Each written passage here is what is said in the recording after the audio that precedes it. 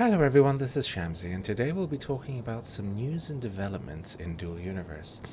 But first, a quick channel announcement. My virtual station here is ready. It's called the Orangery of the Gods, and this is very much a work in progress here, this orangery. These tables, for instance, need to go and be replaced with probably voxel creations.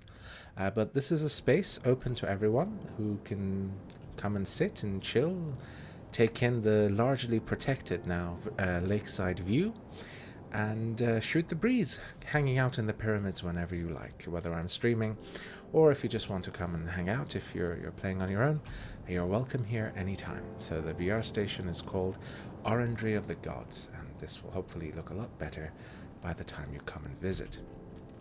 So let's get straight to the video now. In a recent interview with Captain Jack, I believe, and I'll come back and talk about this interview again at the end, JC Bailie, the head of NovaQuark, said some very interesting things. He talked about safe zones. I'm going to quote him more or less directly here. He said that the safe zones also, we need to clarify what is going to happen. What is currently inside the safe zone area of the map is going to stay in the safe zone. So there are 3 planets that are going to remain like that, and the other planets will not be safe. So that's where territory warfare will occur. People should not be worried about their tile because they will be able to move them somewhere else. We want to make sure that you can actually sell them also. There will be all sorts of ways. And then he said something else that was very interesting. The only thing that will remain forever will be the tile that you claimed on the Sanctuary Moon. But that's more of a place where you can place your stuff, especially if you leave the game for a long time. Now, these quotes address several concerns that I've heard voiced more than once, which is what's going to happen when atmospheric PvP and general PvP gets rolled out. Will there be parts of Alioth, for instance, that will be vulnerable? Will I have to move my base from the equator, for instance? And the answer is no. Apparently, this safe zone, for the moment, the policy is that it will remain. So thankfully, there will remain a space for Care Bear play in the Novian system. Now, there were some other very cool things discussed there, and we'll talk about that at the end. The other important thing is, what happens if I leave the game for a long time? Will my constructs, will my tile disappear? And that was more or less discussed directly. If we look here, all these tiles taken on the Sanctuary Moon, only 25% of the planet has been taken so far, so you more or less apparently have a place where you can store your assets and your buildings, your holdings, if you want to take an extended break from the game where they won't become vulnerable or disappear, which is very cool to hear. Now, that was a carrot. Let's talk about the stick a little bit, and that's this thing here, the anti-gravity generator.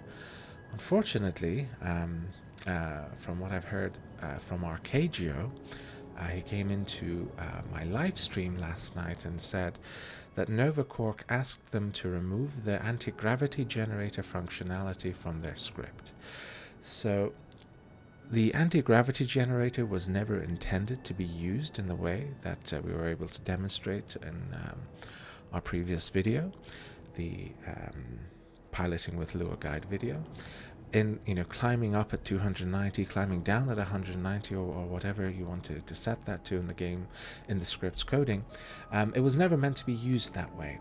And because the script that Arcadio and Dimensia have is so popular, it became very widespread use of anti-gravity generators this way, and so they were asked to remove it from their script. Now, I have mixed feelings about this.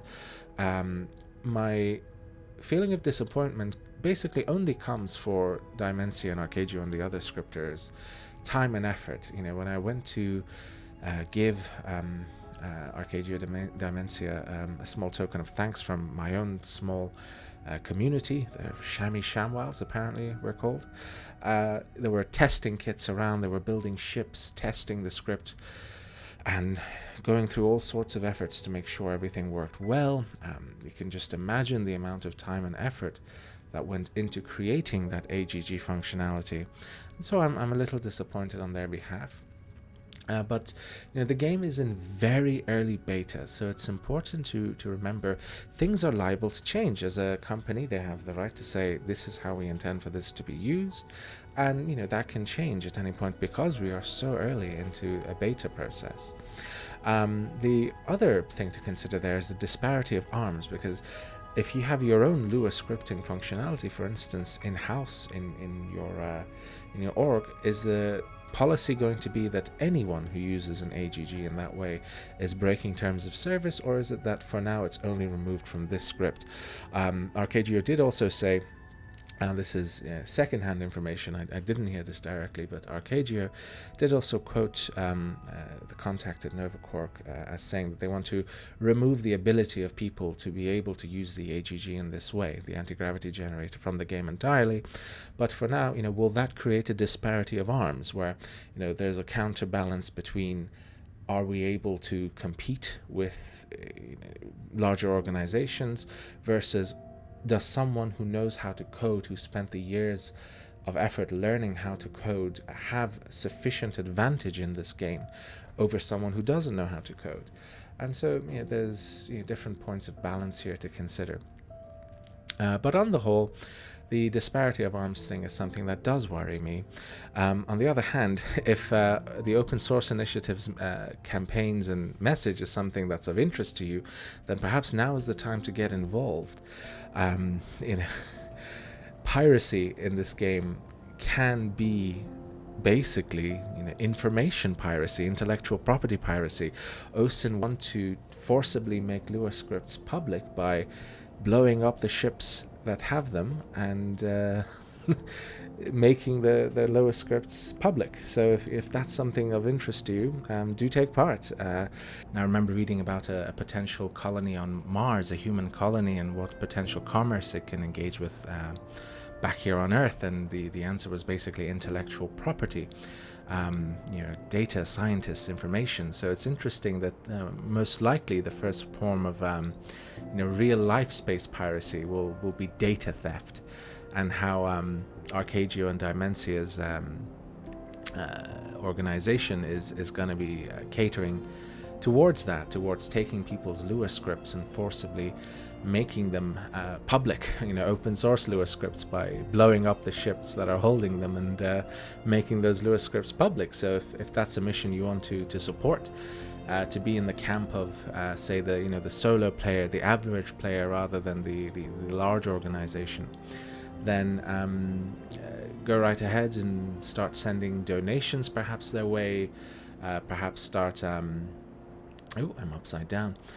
Perhaps start giving elements or whatever to OSIN, or join the organization and get directly involved if that's something that's of interest to you. So yes, now I am back to escaping planet's atmosphere normally by wings and engines rather than by anti-gravity generators. So that's the news regarding anti-gravity generators. The next important thing of note, now I'm gonna put a screen of the Discord for Dual Universe up. I would encourage everyone who plays this game to join it and to read it. This is where the game's updates are going. And several updates were interesting and worthy of note.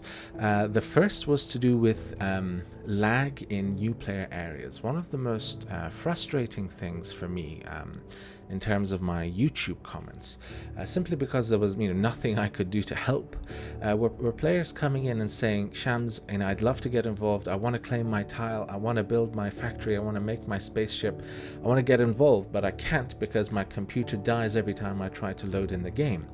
And so frame rate loss and performance loss was terrible in the game for new players. If you recall, with even my own new player guide, the part 1 of the player guide, where I basically try to suffer through the enormous frame rate loss of the initial institutes, you can go and see what the game was like, and I was able to run it. There were players that simply weren't able to run it. Not everyone has a monster gaming machine. So that's being addressed quite effectively. What's going on basically is the markets have been removed from the initial institutes. The reason why lag was so bad in the initial institutes was basically that there were many, sometimes over 100, small craft strewn around the landing pad at the institutes, and there were always, show ships, massive ships that people would, have to load basically. And that took a strain on machines, and on top of that there were shops. People put down dynamic constructs, things that really were never supposed to be there at markets, and put enormous lag strains on people's machines as they loaded into institutes. But now what's happened, if I load Alioth surface here and show you, markets have been separated away from institutes, and as you can see there's now a full tile separation between the institutes, which by the way have apparently been moved somewhere closer to the Ark ship, although I haven't checked that directly. But where you load into the game and where markets are now very different areas. So you should be able to load into the game as a new player and get involved, and not have your computer suffer in order to load people's constructs here and there. The other consideration there is what's happening is those shops and those show ships now, basically, instead of being parked at the institute, are already being simply moved to those new markets, and are being basically the same as they were, causes of lag for people, unfortunately. And so they are obstructing landing pads and making it harder for people to land, adding more lag. Not everyone has a monster machine, so I'm hoping at some point the landing pads will become sacrosanct, not touchable for commerce in that way. Now, I commend the creativity of the people who have these shops. They do look amazing, and also their entrepreneurialism. It is a good idea to be doing what they're doing. I'm hoping they'll be moved down perhaps to an area below, perhaps slightly away from the market but still visible from it, in order to be more considerate to the players that are loading in and out of the market because they want to use the game's actual market, rather than seeing flashy signs for ships and for fuel or whatever. The other thing that came from the recent bug fixes is if you are trying to share your construct or your element and you can no longer find the button that says share publicly for all, apparently that's been removed for now because it was being misused.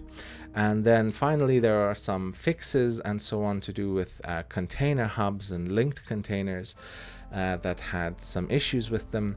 Now, I myself, I know I've been having quite a few issues with my linked containers disconnecting, or for instance being connected but the linked container showing as being empty, and also me being connected to my linked container, for instance trying to mine, and the ore not being mined directly into my linked container but into my inventory.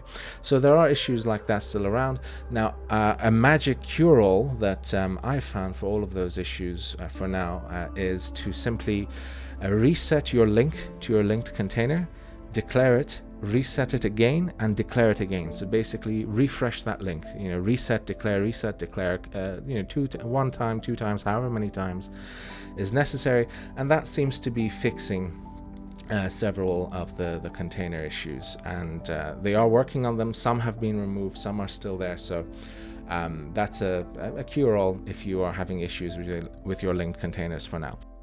One thing that I forgot to mention when we were talking about markets is the reintroduction of remote buying. It is now working again. So for instance here, Locobus Marketplace 4, I can buy as much of this coal as I want from my location here remotely. And so that now properly brings us to the end of the information of this video. I did say I'd talk about Captain Jack's interview with JC Bailie at the end. Some very interesting things came up from it. I won't spoil it for you, but even the title itself is intriguing. So warp gates, other solar systems, things that really get me excited about the future of the game. So I've linked that in the description below. Do go and check it out if you have time. Otherwise though, I hope you found this video informative and enjoyable, And if you have, please do consider liking the video or subscribing to the channel. It does really help a great deal. And thank you for watching. Thank you for your attention. Until the next time, bye for now.